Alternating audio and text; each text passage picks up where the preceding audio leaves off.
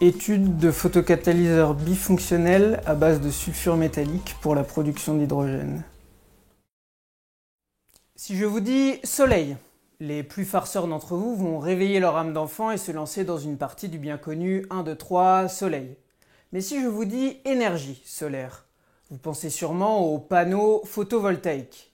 Eh bien mon sujet de thèse porte sur quelque chose de similaire qu'on appelle photocatalyse.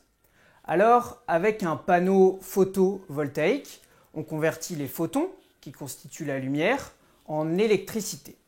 Avec un photocatalyseur, on exploite l'énergie de ces mêmes photons pour faire des réactions chimiques.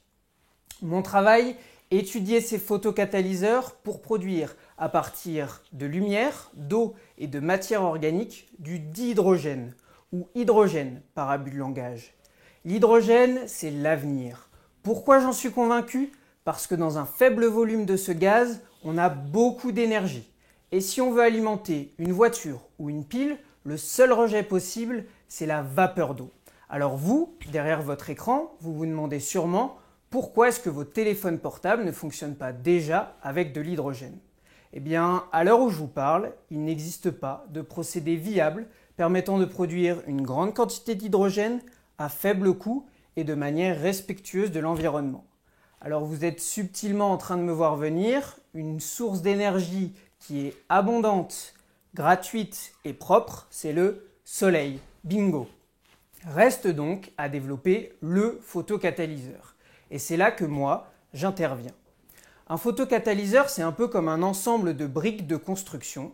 Et mon quotidien, c'est d'assembler ces différentes briques de construction, d'utiliser un test photocatalytique pour mesurer la quantité d'hydrogène produit par cet assemblage et surtout utiliser une série d'analyses pour regarder par exemple la taille de mes briques de construction, leur forme, leur nature chimique, essayer de comprendre comment est-ce qu'elles interagissent entre elles, comment est-ce qu'elles se comportent lors de la réaction chimique.